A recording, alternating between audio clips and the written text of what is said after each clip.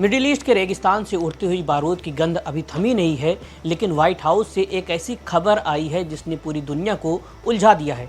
सवाल ये है कि क्या ईरान और अमेरिका के बीच चल रही जंग खत्म होने वाली है, या फिर डोनाल्ड ट्रंप ने ईरान के लिए एक ऐसा जाल बुना है जिससे निकलना नामुमकिन है। पिछले कुछ घंटों से अंतर्राष्ट्रीय मीडिया में एक खबर तैर रही थी कि ट्रंप ने ईरान को शांति प्रस्ताव देने के लिए सिर्फ 3 से 5 दिन की मोहलत दी है, लेकिन अब व्हाइट हाउस ने आकर के सारी तस्वीर साफ कर दी है। ट्रंप प्रशासन ने साफ कह दिया है कि बातचीत के लिए कोई घड़ी नहीं टिक टिक कर रही है, कोई डेडलाइन तय नहीं की गई है। फैसला सिर्फ एक इंसान करेगा और वो है राष्ट्रपति डोनाल्ड ट्रंप है। व्हाइट हाउस की प्रेस सेक्रेटरी कैरोलाइन लेविट ने जो कहा उसे बड़े ध्यान से समझने की ज़रूरत है। उन्होंने एक नया शब्द इस्तेमाल किया है, डुअल ट्रैक अप्रोच।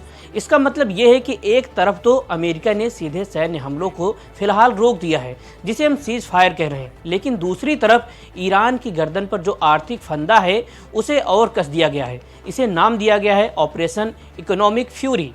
अमेरिका ने होर्मुज के पास ईरानी बंदरगाहों की ऐसी नाकाबंदी की है कि वहां से परिंदा भी पर नहीं मार सकता। ईरान का तेल, जो उसकी अर्थव्यवस्था की रीढ़ है, वो अब समंदर में ही फंसा हुआ है। ट्रंप प्रशासन का दावा है कि सख्त नाकाबंदी की वजह से ईरान को हर दिन $500 मिलियन यानी करीब 4000 करोड़ रुपए से ज़्यादा का नुकसान हो रहा है। अब सवाल उठता है कि ये सिलसिला कब तक चलेगा? क्या ये जंग इसी तरह बिना गोली चले जारी रहेगी?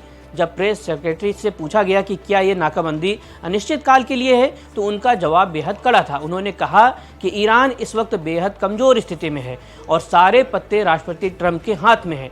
ट्रंप ने कोई डेडलाइन इसलिए नहीं दी है क्योंकि वो ईरान को तड़पने का वक्त देना चाहते हैं, ताकि वो उनकी शर्तों पर झुकने को मजबूर हो जाए। अमेरिका अपनी रेड लाइंस को लेकर के बिल्कुल क्लियर है। ट्रंप का संदेश साफ है, जब तक उन्हें नहीं लगेगा कि ये अमेरिका के हित में है, तब तक ईरान की सांसों पर से ये आर्थिक पहरा नहीं हटेगा। यानी ये कोई सामान्य शांति नहीं है, ये एक ऐसी घेराबंदी है जो ईरान को अंदर से खोखला कर रही है। अब देखना यह है कि ईरान इस इकोनॉमिक टॉर्चर को कितने दिन और झेल पाता है।